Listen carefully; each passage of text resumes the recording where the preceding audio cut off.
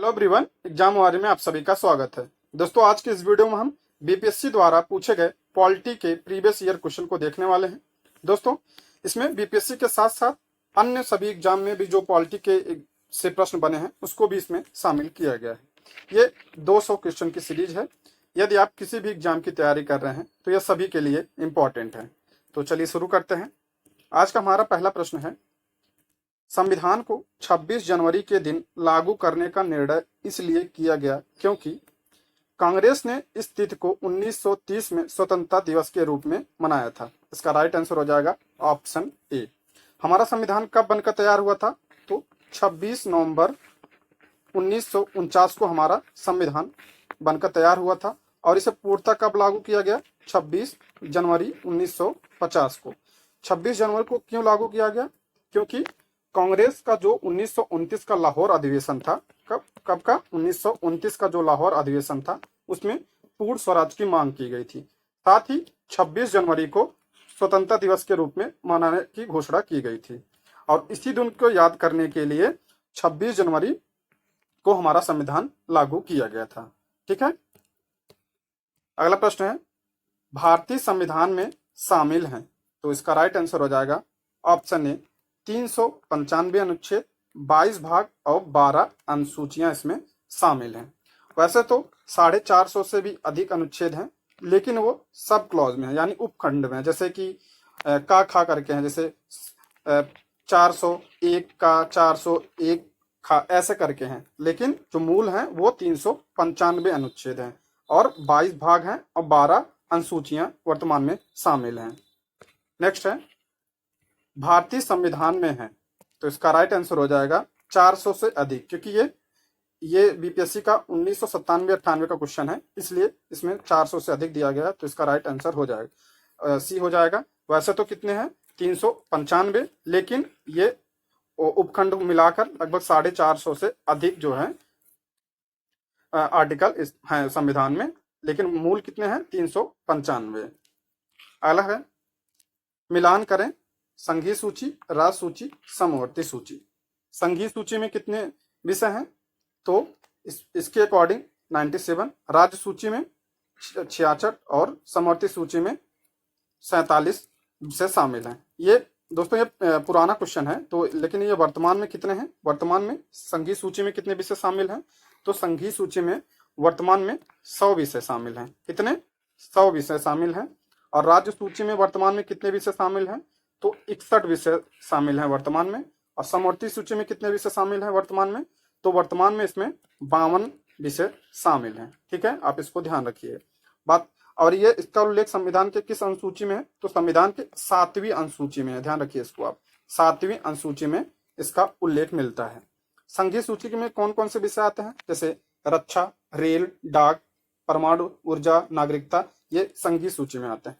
राज्य सूची की बात करें तो इसमें जिला पुलिस, अस्पताल, सिंचाई इत्यादि जो है यह राज्य सूची में आता है। समवर्ती सूची में शिक्षा, दीवानी, फौजदारी मुकदमे, श्रम कल्याण, समाचार पत्र, ये समवर्ती सूची में आते हैं। संघीय सूची होता क्या है? इसमें जो विषय शामिल है उसमें केंद्र जो है इसके लिए कानून बनाता है। और राज्य सूची में जो विषय शामिल है उसमें राज्य सरकार नियम बनाता है। और समवर्ती सूची में इसमें जो विषय शामिल है उससे संबंधित जो कानून बनेगा वो राज्य सूची मतलब राज्य और केंद्र दोनों बना सकते हैं समवर्ती सूची में जो विषय शामिल हैं।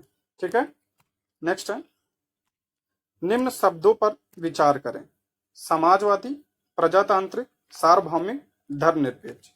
तो ये प्रस्तावना से संबंधित है, तो इसका राइट आंसर हो जाएगा ऑप्शन ए, यानी पहले सार्वभौमिक, फिर उसके बाद समाजवादी, फिर उसके बाद धर्मनिरपेक्ष और उसके बाद प्रजातांत्रिक का उल्लेख है प्रस्तावना में। नेक्स्ट है, भारतीय संविधान की प्रस्तावना में समाजवादी शब्द किस संशोधन के तहत जोड़ा गया? तो इसका राइट आंसर हो जाएगा ऑप्शन ए, 42वें संविधान संशोधन द्वारा समाजवादी शब्द जोड़ा गया प्रस्तावना में। और यह कब हुआ था? 1976 में। इसके तहत एक और शब्द जोड़ा गया, धर्मनिरपेक्ष। ठीक है, धर्मनिरपेक्ष शब्द जोड़ा गया संविधान की प्रस्तावना में। नेक्स्ट है, एक नया राज्य बनाने में संवैधानिक संशोधन के लिए कैसा बहुमत चाहिए? तो इसका राइट आंसर हो जाएगा ऑप्शन ए, साधारण बहुमत चाहिए नया राज्य बनाने के लिए। साधारण बहुमत होता क्या है? ऐसे संविधान संशोधन के लिए दोनों सदनों में उपस्थित तथा मत देने वाले सदस्यों यानी 50% से अधिक जो है बहुमत चाहिए होता है साधारण बहुमत के लिए। और संविधान का संशोधन संबंधित अनुच्छेद कौन सा है? 368। ठीक है, आप इसको भी ध्यान रखिएगा। अगला प्रश्न है, उन मौलिक अधिकारों का चयन करें जो भारतीय नागरिकों को प्राप्त है परंतु गैर नागरिकों को नहीं। तो भारतीय संविधान में आर्टिकल 15, आर्टिकल 16, आर्टिकल 19 और आर्टिकल 20 नहीं 29 और आर्टिकल 30 ये सिर्फ भारतीयों को प्राप्त हैं और बाकी जो आर्टिकल हैं वो भारतीयों और विदेशियों को यानी गैर नागरिकों को भी प्राप्त हैं। तो इसका राइट आंसर हो जाएगा क्या? तो इसमें देख लेते हैं, इसमें कहा गया है विदेशियों को नहीं प्राप्त है। तो भाषण एवं अभिव्यक्ति की स्वतंत्रता यानी आर्टिकल 19 और अल्पसंख्यकों का अधिकार या आर्टिकल 29। ठीक है, तो ए और सी यानी 1 और 3 इसका राइट आंसर हो जाएगा ऑप्शन ए। कानून के समक्ष अधिकार समता तो ये आर्टिकल 14 और जीवन और स्वतंत्रता का संरक्षण तो आर्टिकल 21। ध्यान रखिए 15, 16 और 19, 29 और 30 ये सिर्फ भारतीयों को प्राप्त हैं, बाकी जो मूल अधिकार हैं वो विदेशियों को भी प्राप्त हैं। नेक्स्ट है, उच्चतम न्यायालय की व्यवस्था अनुसार निजी भवनों के ऊपर झंडे को फहराना के तहत नागरिक का मौलिक अधिकार है। तो इसका राइट आंसर हो जाएगा ऑप्शन बी, संविधान का अनुच्छेद 19A के तहत निजी भवनों के ऊपर राष्ट्रीय झंडे को फहराने का अधिकार है। ठीक है, नेक्स्ट है, भारतीय संविधान में संशोधन करके शिक्षा का अधिकार कब जोड़ा गया? तो इसका राइट आंसर हो जाएगा ऑप्शन ए, 1 अप्रैल 2010। अब इसको ध्यान रखिए, जो संविधान संशोधन हुआ था 86वें संविधान संशोधन, कौन सा? 86वें संविधान संशोधन 2002 में जो संशोधन हुआ था उसके तहत शिक्षा का अधिकार संविधान में जोड़ा गया। किस आर्टिकल में? आर्टिकल 21A में इसको जोड़ा गया। लेकिन इसको प्रभावी लागू करने के लिए 2009 में एक एक्ट आया जिसे RTE एक्ट कहा जाता है, RT एक्ट कहा जाता है, और ये 2009 में आया और यह पूर्णतः जब लागू कब हुआ? 2010 में। इसलिए इसका राइट आंसर हो जाएगा 1 अप्रैल 2010। शिक्षा का अधिकार कब जोड़ा गया? 46वें संविधान संशोधन 2002 में। और किस आर्टिकल में? आर्टिकल 21A में। और 2009 में इसके तहत एक आर्टिकल आया, उसका नाम एक्ट आया, उसका नाम क्या था? RTE एक्ट यानी निःशुल्क एवं अनिवार्य शिक्षा अधिकार एक्ट आया था। और इसको लागू कब किया गया? 1 अप्रैल 2010 को इसके लागू किया, इसलिए इसका राइट आंसर हो जाएगा ऑप्शन ए। अगला प्रश्न है, निम्न में कौन सा एक मानव अधिकार भारतीय संविधान के अंतर्गत मौलिक अधिकार भी है? ये थोड़ा डाउट वाला क्वेश्चन था बीपीएससी, तो बीपीएससी ने इसका आंसर माना था शिक्षा का अधिकार। ठीक है, नेक्स्ट है, भारतीय संविधान के भाग 4 में दिए गए नीति निर्देशक सिद्धांतों में कौन सा सूचीबद्ध है? तो यानी DPSP जो है उसमें कौन सा इसमें है? तो समान कार्य के लिए समान वेतन, ठीक है, ये भी है किस आर्टिकल में? आर्टिकल 39D में। ठीक है, और समान नागरिक संहिता ये भी DPSP में है, तो ये किस में है? आर्टिकल 44 में। छोटे परिवार का मानदंड ये नहीं है, और प्राथमिक स्तर पर मात्र ये नहीं है, ये DPSP में नहीं है, बल्कि ये आर्टिकल 350A में इसका उल्लेख है कि प्राथमिक स्तर पर मातृभाषा में शिक्षा प्रदान की जाए। ठीक है, तो इसका राइट आंसर हो जाएगा ऑप्शन ए और बी, तो इसका ऑप्शन सी इसका राइट आंसर हो जाएगा। ठीक है, नेक्स्ट है, भारत के संविधान में मौलिक कर्तव्य किस संविधान संशोधन द्वारा जोड़ा गया? तो इसका राइट आंसर हो जाएगा 42वें संविधान संशोधन द्वारा मौलिक कर्तव्य को जोड़ा गया। 42वां संविधान संशोधन कब हुआ था? 1976 में हुआ था, और इसके तहत संविधान में एक भाग जोड़ा गया, भाग 4 का यानी भाग 4A जोड़ा गया। और एक आर्टिकल जो इस जोड़ा गया, आर्टिकल 51 का, यानी 51A जोड़ा गया। ठीक है, और मूल कर्तव्य का उल्लेख किस में है, आर्टिकल किस आर्टिकल में है, आर्टिकल 51A में मूल कर्तव्य का उल्लेख है। जब संविधान संशोधन हुआ था, जब ये मूल कर्तव्य शामिल किया गया था, तो उस समय 10 मूल कर्तव्य को शामिल किया गया। लेकिन 86वें संविधान संशोधन, जैसे मैंने पीछे बताया था, 86वें संविधान संशोधन 2002 के द्वारा इसमें शिक्षा का अधिकार जोड़ा गया, तो 11। ठीक है, अब वर्तमान में कितने मूल कर्तव्य हैं, तो 11 मूल कर्तव्य हैं। ठीक है, अगर पूछा जाए मूल संविधान में, तो मूल संविधान में कोई भी मूल कर्तव्य नहीं शामिल थे, और इसे 42वें संविधान संशोधन द्वारा जोड़ा गया है।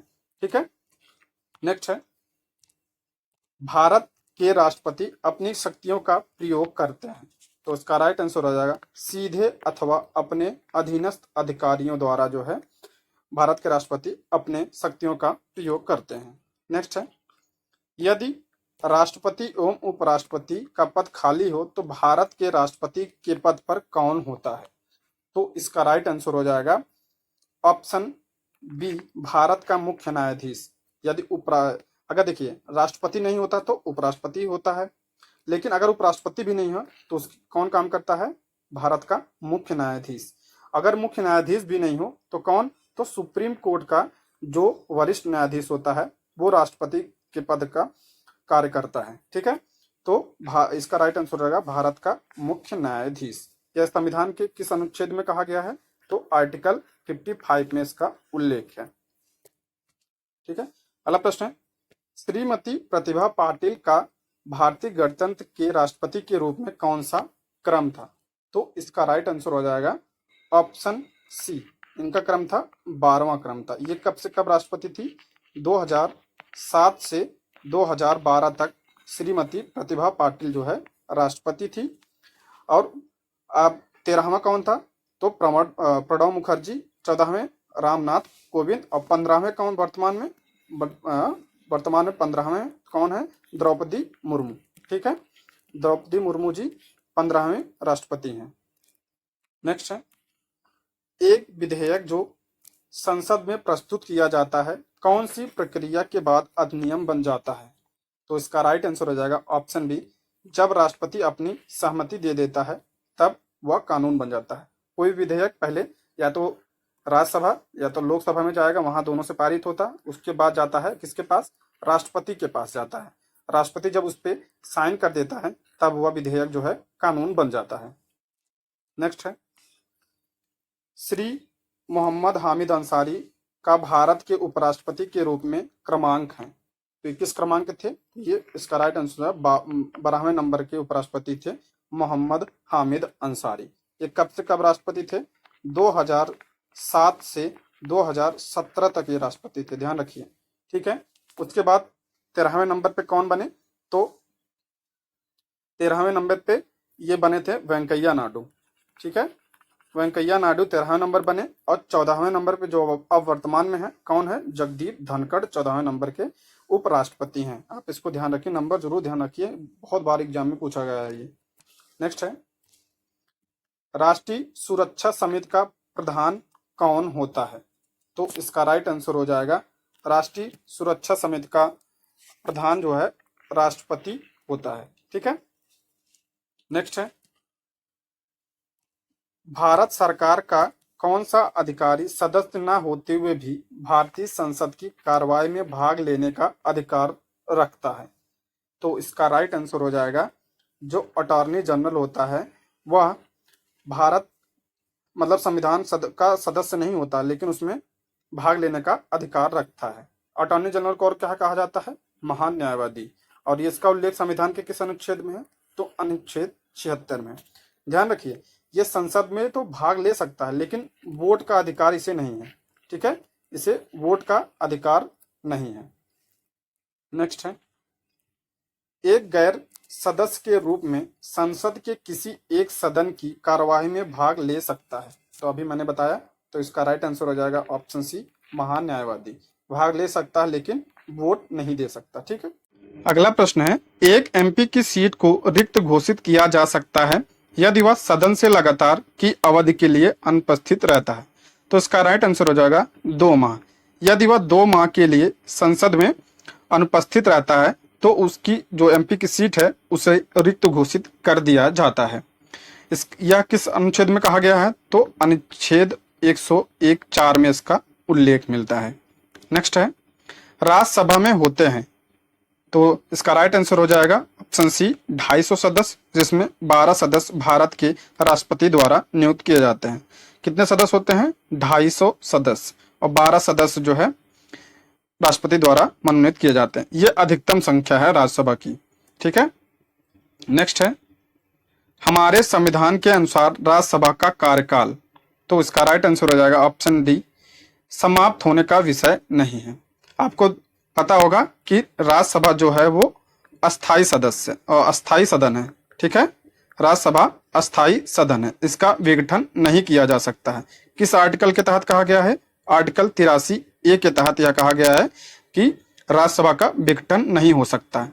अगर पूछा जाता है राज्यसभा सदस्यों का कार्यकाल कितना होता है, तो 6 वर्ष होगा। ठीक है, ध्यान रखिए, यहाँ पूछा गया राज्यसभा का कार्यकाल, तो ये अस्थाई सदस्य है, इसे इसका विघटन नहीं हो सकता। लेकिन अगर पूछा जाए सदस्यों का कार्यकाल, तो सदस्यों का कार्यकाल होता है 6 वर्ष, और प्रत्येक 2 वर्ष जो है वर्ष बाद 1/3 सदस्य जो है रिटायर हो जाते हैं। ठीक है, नेक्स्ट है, किस सभा का अध्यक्ष उसका सदस्य नहीं होता, तो इसका राइट आंसर हो जाएगा ऑप्शन ए राज्यसभा का जो अध्यक्ष होता है। राज्यसभा का अध्यक्ष कौन होता है?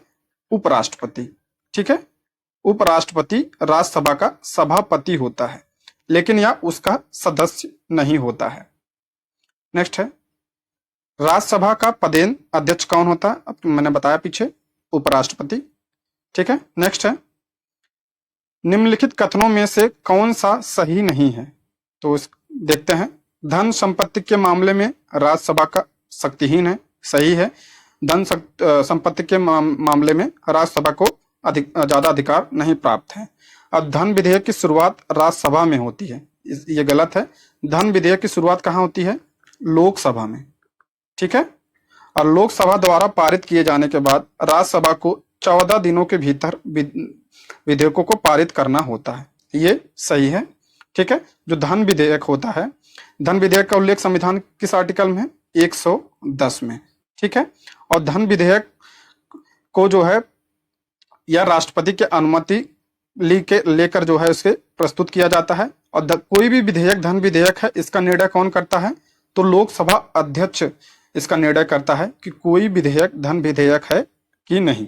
और यह सबसे पहले कहाँ प्रस्तुत किया जाता है? तो लोकसभा में पहले प्रस्तुत किया जाता है, उसके बाद यह राज्यसभा में जाता है।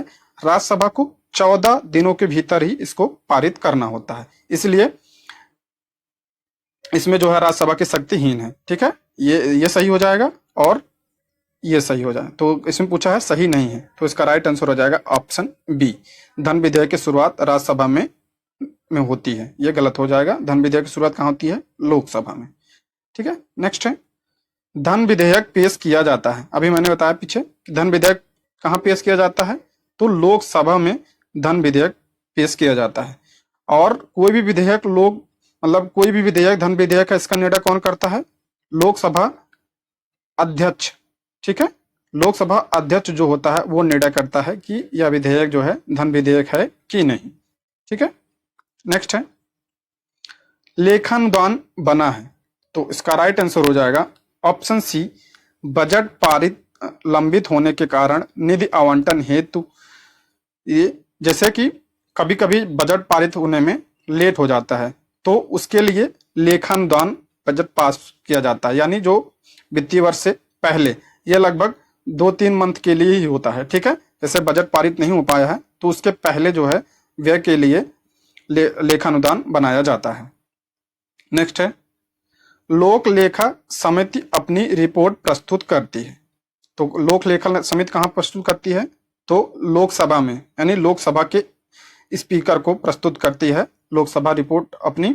ठीक है, बात करें लोक लेखा समिति की, तो इसमें जो है 22 सदस्य होते हैं, ध्यान रखिए, पूछा जाता है एग्जाम में, जिसमें 15 सदस्य जो होते हैं वो लोकसभा से होते हैं और 7 सदस्य जो होते हैं वो राज्यसभा से होते हैं। ठीक है, आप इसको ध्यान रखिए, बहुत ही इंपॉर्टेंट है ये, ठीक है। ये सदस्य पूछा जाता है। अगर पूछा जाए सबसे बड़ी समिति कौन होती है, तो प्राक्कलन समिति जो है सबसे बड़ी समिति है। तो लोक लेखा समिति अपनी रिपोर्ट कहाँ प्रस्तुत करती है? लोकसभा में प्रस्तुत करती है, और इसमें 22 सदस्य होते हैं, और 15 लोकसभा से और 7 जो है राज्यसभा से होते हैं। लोक लेखा समिति जो है ये सार्वजनिक व्यय की जांच करती है। जो हमारे सीएजी हैं, सीएजी को जो रिपोर्ट होती है उसकी जांच कौन करता है? लोक लेखा समिति, ठीक है। ये है आज के प्रश्न। Thank you for watching.